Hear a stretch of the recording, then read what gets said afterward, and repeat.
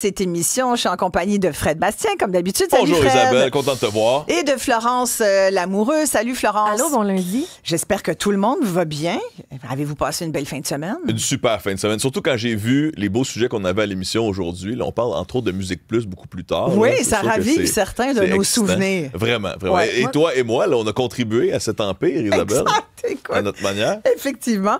Et ça nous donne l'occasion aussi de reparler du fait qu'on n'a finalement pas eu de grève en fin de semaine de la STM. Alors ça, à la STM, ça a fait beaucoup de bien de savoir vendredi soir que les chauffeurs d'autobus et opérateurs s'étaient entendus, en tout cas entente de principe. Un autre syndicat qui devait partir en grève mercredi s'est entendu. Fait qu'il y a des affaires qui se passent, mais il y a toujours le même dossier qui n'avance pas. Et là, je parle de celui qui oppose le gouvernement à ses médecins spécialistes et omnipraticiens. Et là, vous avez vu hier, c'était autour des pédiatres de sonner l'alarme concernant la loi 2 et ses impacts sur la santé, entre autres, des enfants.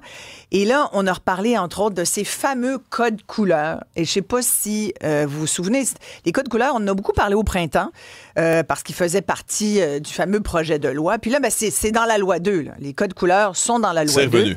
C'est là. Tu sais, le gouvernement l'avait dit, puis ils l'ont mis dans la loi. Donc là, qu'est-ce que ça veut dire, ces codes couleurs-là? Ça veut dire que par rapport aux enfants, entre autres, on considère que les enfants sont, à la naissance, finalement, tous des verts, tous en bonne santé, tous considérés en santé. Après ça, tu as jaune, affection mineure chronique, tu as rouge, affection majeure, puis tu as l'entre les deux, orange, affection modérée.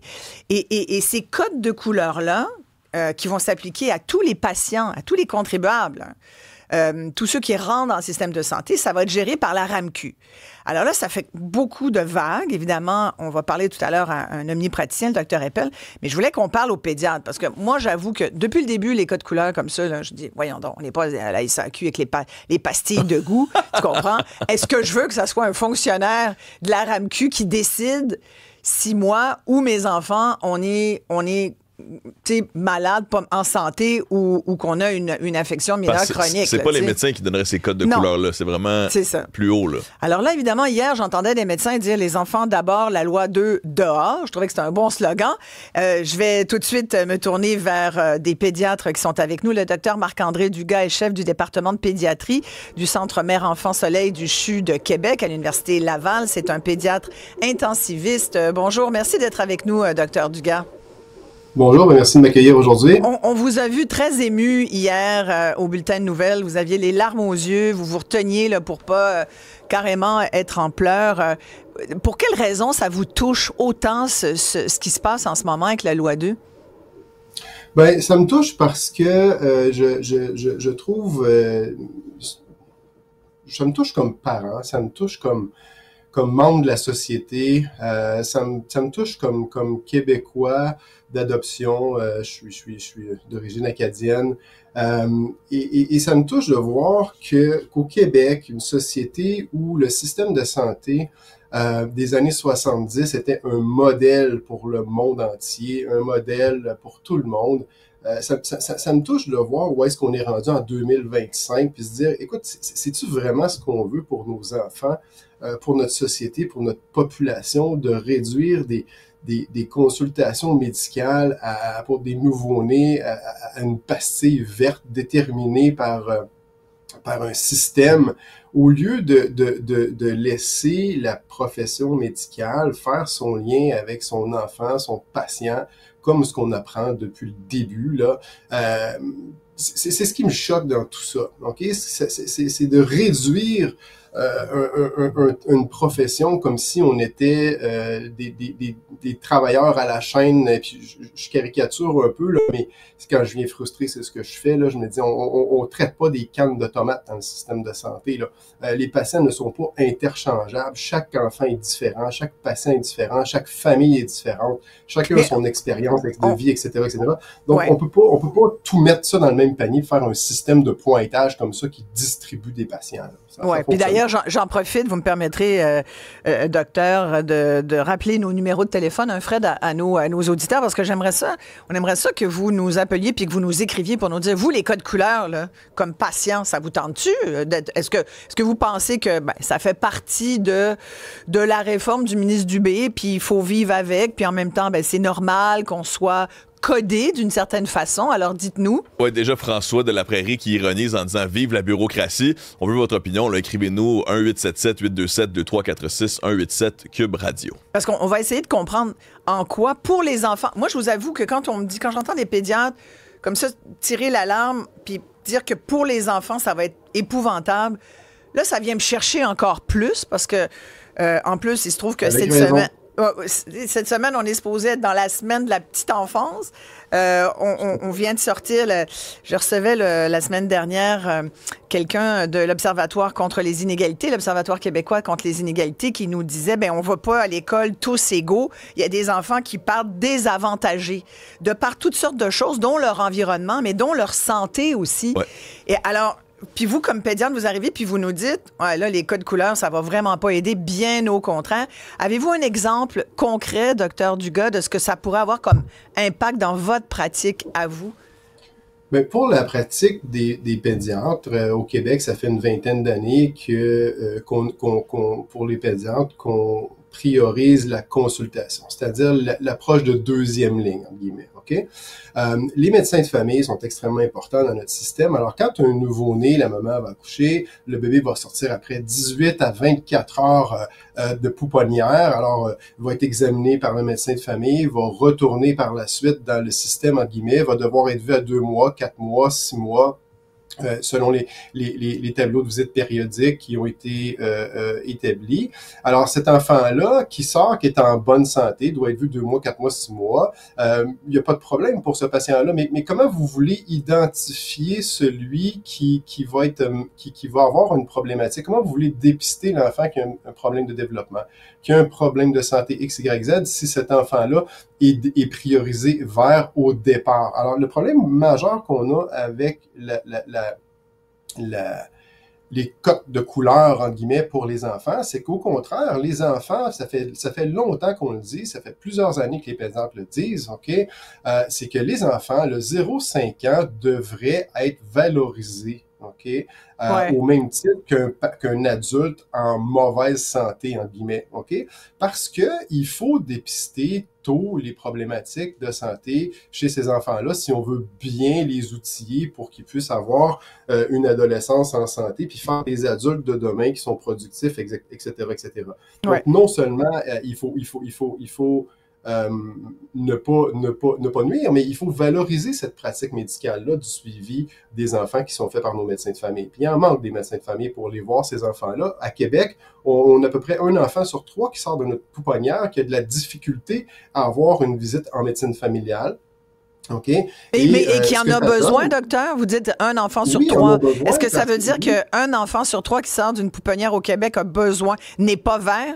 Parce que moi, je cherche des statistiques et des faits. Actuellement, le modèle des verts, il n'existe pas, là. OK? C'est une nouveauté de la loi, là. OK? Donc il n'existe pas. Mais par définition, dans la loi, un nouveau-né en santé, donc qui après une évaluation de 18 heures à l'hôpital et qui s'en va à la maison, il est considéré vert pour l'année. Okay? Alors, si cet enfant-là a un problème de santé à 2 mois, 4 mois, 6 mois, ou qui se développe en cours de route, il va être considéré vert tout le long, pendant sa première année, jusqu'à temps qu'il soit reconsidéré une autre couleur par la suite. Et le fait d'être considéré vert, excusez-moi, j'essaie de suivre, le fait d'être considéré vert, est-ce que ça veut dire que, disons que la maman ou le papa téléphone pour dire, là, mon enfant, il y a 3 mois, on nous a codé vert, là, parce que c'est un nouveau-né, tous les nouveau-nés sont verts désormais au Québec, mais là, mon enfant, il a vraiment développé, il y a des retards de croissance, j'aurais vraiment besoin de voir un médecin. Qu'est-ce qui se passe à ce moment-là? Est-ce que ça veut dire que ça va être plus compliqué? Ça va être plus compliqué parce qu'il ne sera pas priorisé par rapport au patient qui est rouge. Mais il peut toujours appeler un médecin dans une clinique. Le médecin disons qu'il n'y a pas de médecin de famille. Dans une clinique pour être inscrit, etc. Mais ça risque d'être plus difficile parce qu'actuellement, même déjà aujourd'hui, avant que la loi passe, OK, on en a 1 sur 3 à peu près qui sort, qui n'a pas accès à avoir sa visite périodique à 2 mois, 4 mois, 6 mois. Alors, on a des enfants qui, normalement, devraient être vus à 2 mois, qui sont vus à 6 mois. Et là, à un moment donné, le médecin de famille s'aperçoit qu'il y a un problème. Il réfère en pédiatrie. Et puis, pour certains patients, il est trop tard. Est-ce que vous êtes en train de me dire que est-ce que ce code-là va enlever ces visites périodiques dont vous venez de parler à 2 mois, 4 mois, 6 mois? Normalement, non. Normalement, non. OK, Normalement, quand même. le fait d'être codé vert ne fera pas en sorte qu'on va retirer la visite périodique de 2 mois, 4 mois, 6 mois. Sauf qu'ils ne seront pas priorisés dans le système. Alors, si le médecin de famille, lui, doit voir ses patients inscrits, puis sur ces patients de liste inscrits, il y a des patients qui sont priorisés rouges, il va devoir voir ses patients rouges avant de voir ses patients verts. Ah oui, OK, c'est ça. Il y a Janine de Québec qui dit les codes de couleur, c'est pour la maternelle. On parle ici de soigner des êtres humains. On a Pascal de Saint-Rémy qui dit de mon côté, je crois que les codes de couleur ne sont vraiment pas la bonne méthode.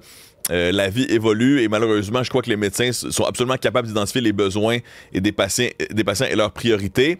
Et on a un commentaire ici qui dit je ne suis pas contre les codes de couleur à condition que ce soit les médecins qui les attribuent. Malheureusement, mais il dit malheureusement, on remarquerait qu'il y a 1,5 million de personnes au Québec qui n'auraient pas de passé parce qu'il manque de médecins. Justement, Monsieur Dugas, il n'y a pas une tension entre l'idée de bien traiter les enfants qui sont dans le système et traiter tous les enfants? Est-ce qu'il y a un goulot d'étranglement là?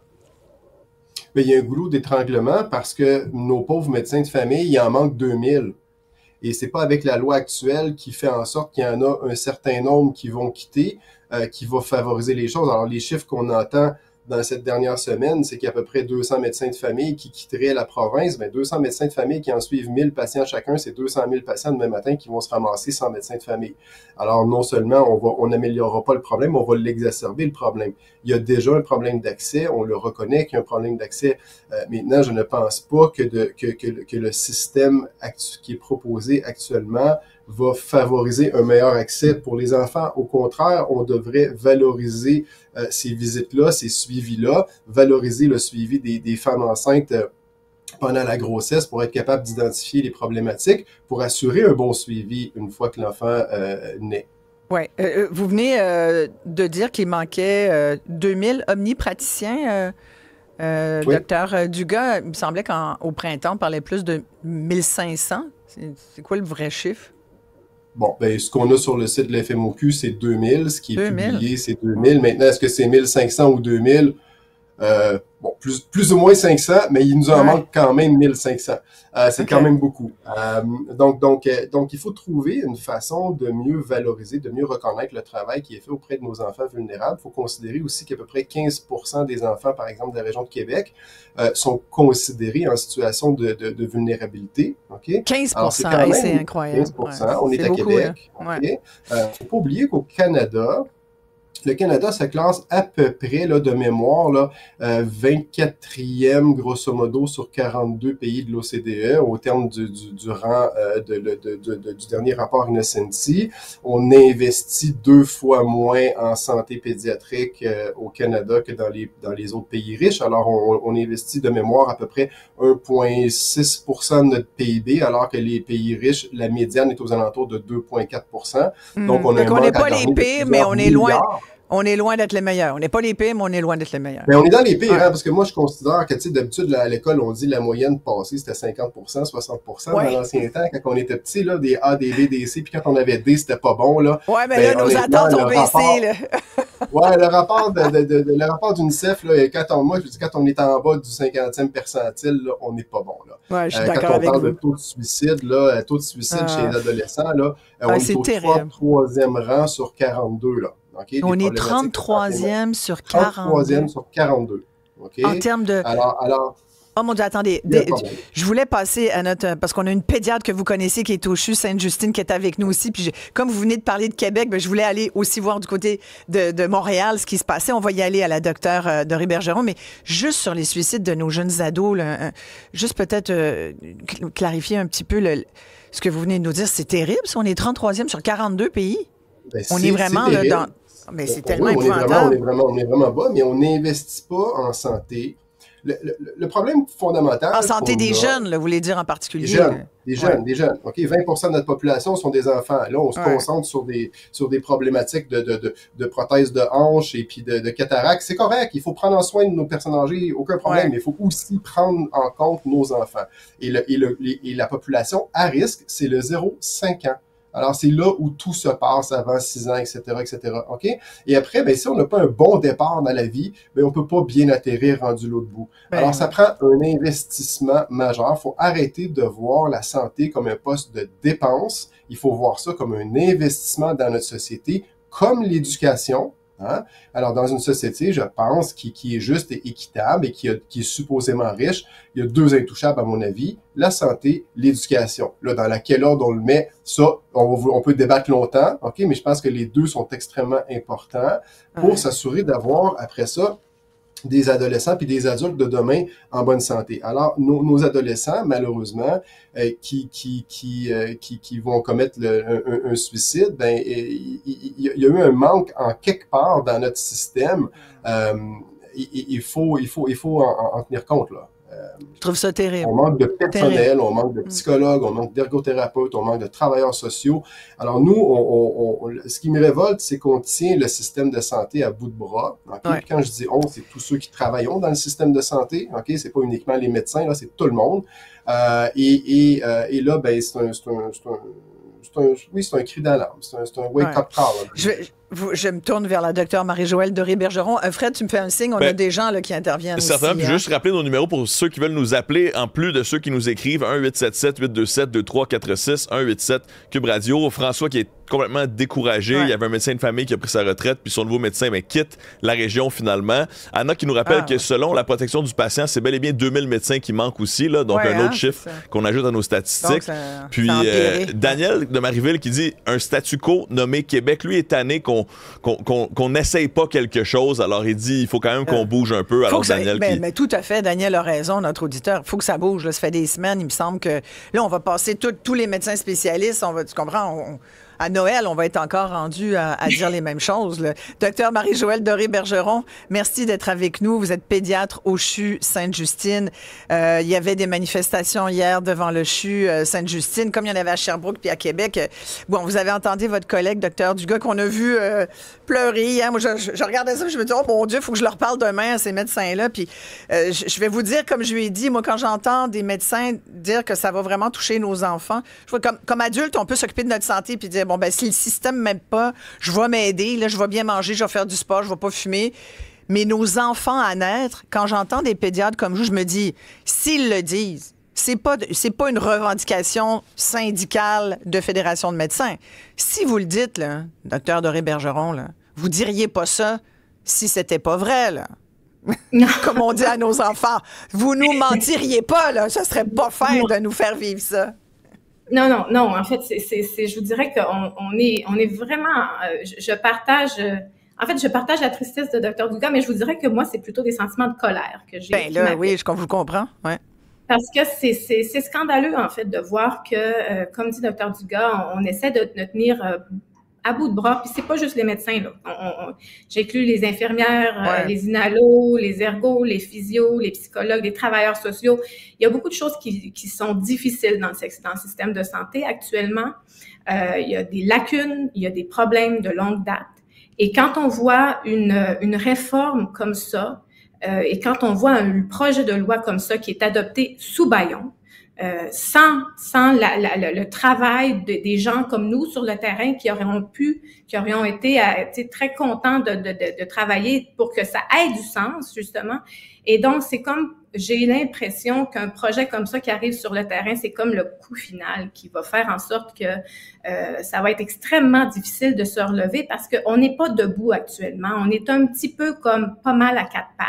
Ouais. Et quand on est à quatre pattes, mais ça, je comprends. Ça, c'est le message des médecins là, depuis les dernières semaines. Vous êtes fatigués, on comprend ça. Moi, ce qui m'intéresse, là, puis c'est ce qui intéresse notre auditoire aussi, c'est là, quand vous dites ce sont nos enfants qui vont payer pour cette réforme parce qu'on on va pas s'occuper de nos nouveau-nés qui sont vulnérables. Puis là, le docteur, tout à l'heure, votre collègue docteur Dugas parlait de 15 Chez les ados, il y a énormément d'enjeux aussi. Alors, si tout le monde est vert, parce que ça coûte moins cher les verts que les rouges, bien là, le gouvernement est en train de nous en passer une grosse vite, là.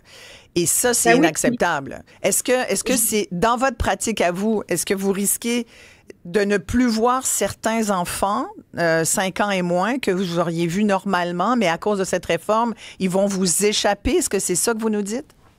C'est exactement ça, en fait. Parce que nous, en tant que pédiatre, on ne représente pas la première ligne. Moi, à Sainte-Justine, c'est sûr que c'est pas moi la première ligne. Mais quand il n'y a pas de médecin de famille qui dépistent les problèmes, tirent sur la sonnette d'alarme puis nous les envoient, nous, on les reçoit pas, là.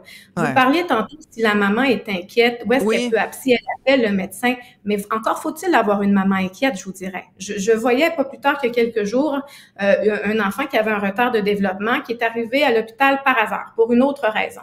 Et nous, on le voit et on réalise que il a un retard de développement. Mais la maman, elle est pas inquiète.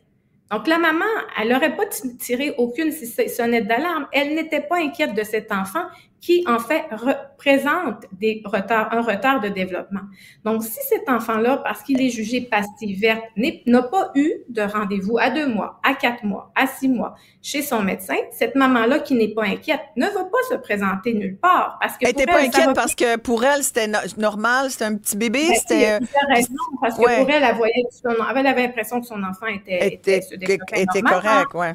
On pourrait aussi penser que c'est parce que c'est un enfant qui habite dans un milieu qui est peut-être pas nécessairement sécuritaire, parce qu'il faut être honnête, ça existe des milieux non sécuritaires et dangereux pour un enfant, des maisons qui tu sais, où est-ce que les enfants ont peut-être il y a de la négligence ou des choses comme ça. Il y a toute plein de raisons. Alors, on parle de dépistage, c'est des problèmes de développement, c'est des enjeux de sécurité aussi pour certains enfants. Et ça, c'est pas banal. En tant que société, est-ce qu'on veut vraiment être une société qui adopte un projet de loi qui va faire en sorte que les enfants soient moins en sécurité, soient moins dépistés pour des problèmes qui, s'ils sont vus rapidement, peuvent être pris en charge de manière plus efficace? Et finalement, au final, ça va probablement coûter moins cher au système parce que plus on agit tôt, moins c'est compliqué et versus si cet enfant-là qui aurait dû arriver dans mon bureau à 4 mois arrive dans mon bureau à 3 ans et demi, ben imaginez le retard qu'on a là, dans cette histoire-là. Complètement. Puis je lisais encore des recommandations, un avis sur le bien-être des enfants à l'école primaire du Conseil supérieur de l'éducation qui estimait que trop d'enfants ne vont pas bien. Et ça, c'était en 2020, alors que la pandémie commençait tout juste. 5 ans plus tard, je pense, docteur, qu'on pourrait dire que ça n'a pas dû s'améliorer en 5 ans, parce que depuis 5 ans, ne serait-ce qu'en matière de santé mentale sur nos jeunes, ça a eu un impact incroyable. Puis, comme le disait tout à l'heure le docteur Dugas, on a des taux de suicide qui sont épouvantablement trop hauts. On a un manque de ressources en santé mentale. Sincèrement, c'est pathétique et ça devrait être un grand sujet d'inquiétude pour tout le monde. Et surtout pour le ministre de la Santé puis le premier ministre du Québec. Mais là, si j'en viens au pastilles de couleur, est-ce que le fait, parce qu'un auditeur relevait, puis ça, c'est à mon avis fondamental, le fait que ça devrait être non pas un fonctionnaire, mais bien un médecin qui gère, si on a des codes, parce qu'il y a des gens qui sont d'accord avec les codes. Hein? Oui. Bon, si on a des codes, est-ce qu'on peut, des codes couleurs, est-ce que ça peut être la bonne personne? Mais un fonctionnaire de la RAMQ, pas sûr que ça soit la bonne personne. Ben, c'est clairement pas la bonne personne, je pense. Puis, tu sais, je veux dire, il y a aussi la lourdeur bureaucratique de toute cette histoire-là. Imaginez, là, qu'est-ce que je vais faire, moi? Au lieu d'aller voir des patients, je vais remplir des papiers pour dire ce patient-là devrait changer de type de couleur. Combien de temps je vais passer à remplir ces papiers-là? Puis, au lieu de remplir des papiers, est-ce que je devrais pas plutôt aller soigner? Parce qu'en fait, c'est ça. Cette loi-là, qu'est-ce que c'est? C'est une loi qui vise à l'amélioration de l'accès aux services médicaux. Et là, moi, ce qu'on me demande, c'est de remplir des papiers pour que mes patients qui sont verts deviennent jaunes ou oranges. C'est un peu ironique de penser qu'on ajoute une lourdeur dans la bureaucratie plutôt que de faciliter justement cet accès aux soins qui, semble-t-il, est la base même de la loi. Mais pourquoi on fait ça alors? Pourquoi c'est dans la loi, ces pastilles couleurs? bonne question. Je veux dire, il faudrait demander aux gens qui l'ont créé. Mais est-ce que c'est une question d'argent? Parce que je l'ai sorti, là, c'est à la page 61 du projet de la loi 2, là, qui comporte 113 pages. C'est l'élément 114, la prise en charge d'une personne assurée, blablabla. Donc, selon le niveau de vulnérabilité, c'est la rémunération par capitation suivant un tarif trimestriel. En santé, donc le vert, c'est 2,29. L'affection mineure chronique, c'est 13,73. Ça, c'est le jaune. Le orange, affection modérée, là, problème de santé modéré, 22,88. Puis problème de santé majeur, 41,19. Fait que là, on dit, en mettant tout le monde vert, c'est sûr qu'on économise. Là. Ça te coûte 2 piastres en partant au lieu de 41 $. Non, mais tu sais, c'est-tu ça le calcul? Est-ce que c'est ça le calcul qu'on fait? Je ne sais pas si c'est ça le calcul, mais je vous dirais qu'en fait, je trouve ça malheureux de penser qu'on réfléchit comme ça. Et je veux dire, la réalité... Mais d'après vous, est-ce que c'est ça?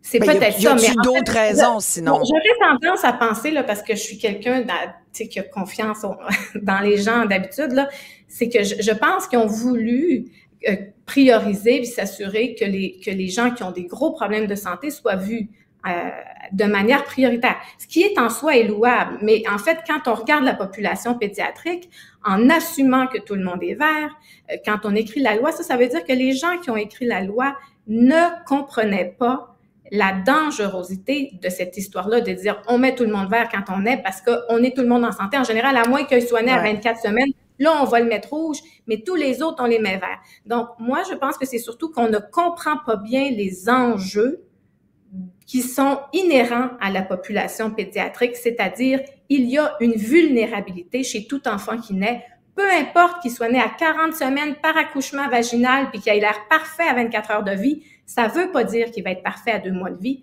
Puis si vous pensez que cet enfant-là, il est vert puis il sera jamais vu par un médecin, ça, c'est clair que ça veut dire qu'il y a beaucoup d'enfants au Québec qui vont passer sous le radar pour ce qui est des problèmes de développement, de croissance, pour leur sécurité à la maison, plein de choses comme ça qui sont souvent dépistées dans les rendez-vous avec la première ligne.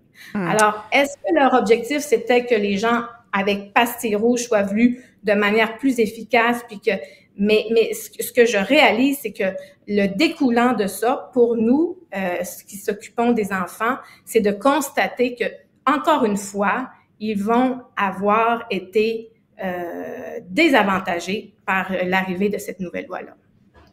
On a des commentaires. Il y a François de Sept-Îles qui dit « Avons-nous les moyens d'être parmi les meilleurs? La dette du Québec pèse, on ne peut pas ignorer ce fait.